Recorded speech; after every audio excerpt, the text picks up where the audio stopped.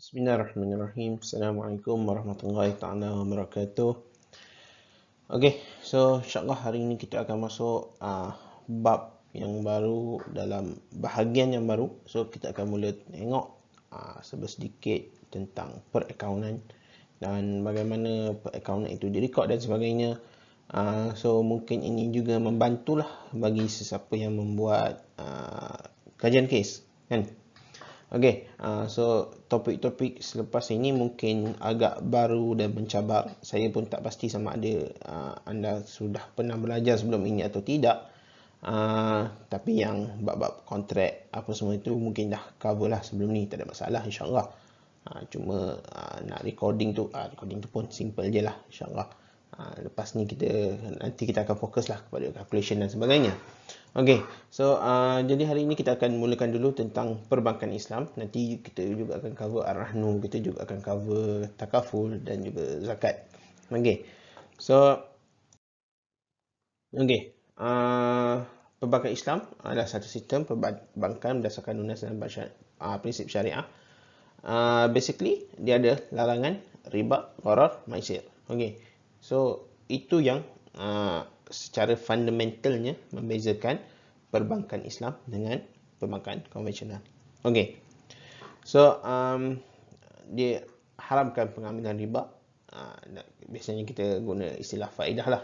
Okey, lepas tu tak boleh kenakan kaedah faedah yang terlalu tinggi kepada pinjaman dan tak boleh juga terlibat dalam perniagaan yang tidak halal di sisi Islam. Okey, dan kalau kita tengok perbankan Islam memang berkembang lah di peringkat global pun. Okey, so di Malaysia sistem perbankan terletak di bawah penyeliaan Bank Negara Malaysia, BNM. Okey, so di Malaysia kita amalkan dual banking system. Maknanya kita ada banking system konvensional dan at the same time kita ada banking system Islamic. So dua itu berjalan serentak. Okey,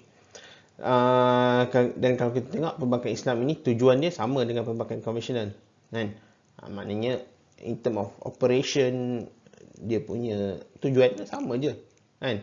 Dia banking nak make profit. Okey, cumanya bezanya Islamic banking ini operasi dia berlandaskan prinsip syariah. Dan kita cakap syariah tadi tiada riba, gharar, maisir. Okey, so institusi pertama perbankan Islam di Malaysia adalah Bank Islam. Okey, so Bank Islam diperbadankan sebagai sebuah syarikat berhad di bawah atas syarikat pada 1 Mac 1983 dengan nama Bank Islam Malaysia Berhad.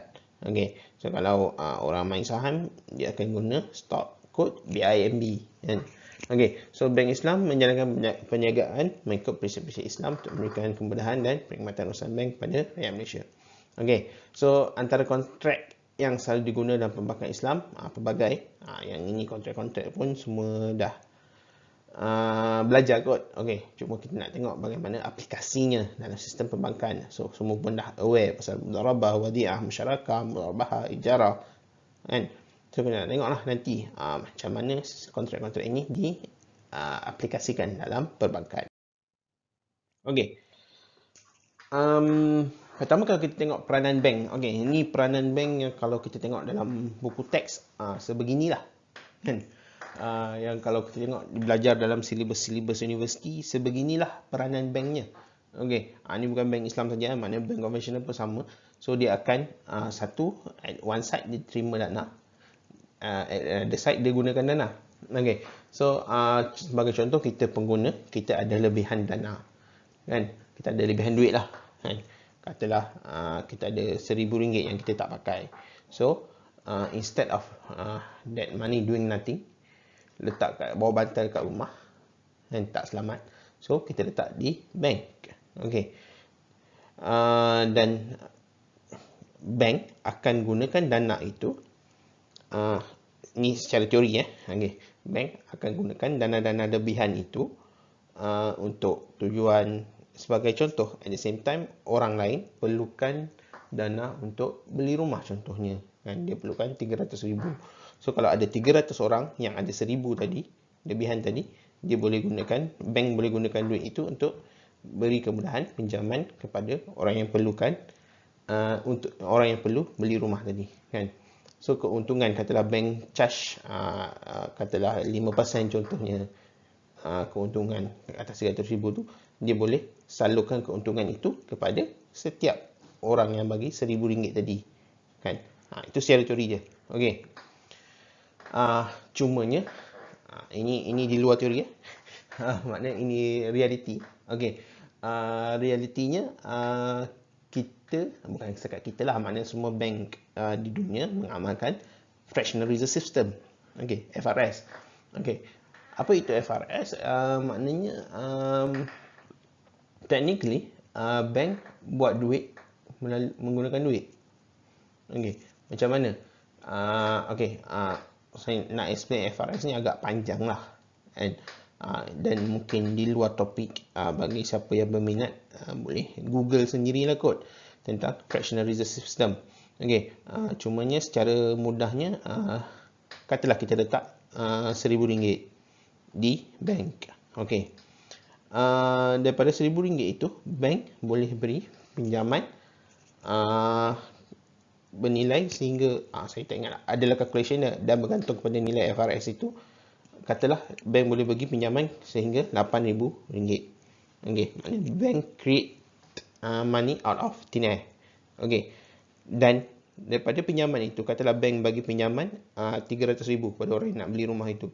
RM300,000 itu perlu direkod dalam asset bank, kan?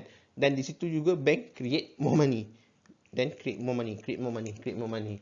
Okay, that's how fractional reserve system works lah.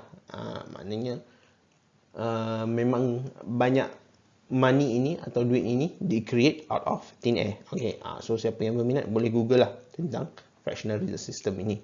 Okay, in teori dalam buku teks memang biasa diajar macam ni lah, terima dana, guna dana. Okay, lepas tu adalah buat supervision, lapor pesari labur, agih keuntungan, kena pasti strategi keluar dan pemulihan jika diperlukan. Ini biasa, kan? Cumanya jarang diajar tentang fractional reserve system. Okay, so siapa yang berminat boleh cari dan Google tentang fractional reserve system. Okay. Kalau kita tengok operasi perbankan Islam, okay, so biasanya dia akan pecahkan kepada dua. Satu dana deposit dan satu lagi dana pelaburan. Okay, so dana deposit adalah deposit semasa atau deposit simpanan atau deposit tetap bertempoh. Ini fixed deposit. So kontraknya berbeza. Kalau deposit semasa adalah kontrak qard atau wadiah atau yadhamanah, kan? Kalau deposit simpanan, kontraknya sama, qard, wadiah, dhamanah. Kalau deposit atau fixed deposit, term senang lah, kita pakai fixed deposit. Digunakan kontrak tawarruk atau komoditi murabahah. Okay. Tapi kalau pelaburan pula, dia ada dua, satu am atau khas. Ini kita akan gunakan mudharabah atau wakalah. Okay, tak apa, ini kita akan go through one by one.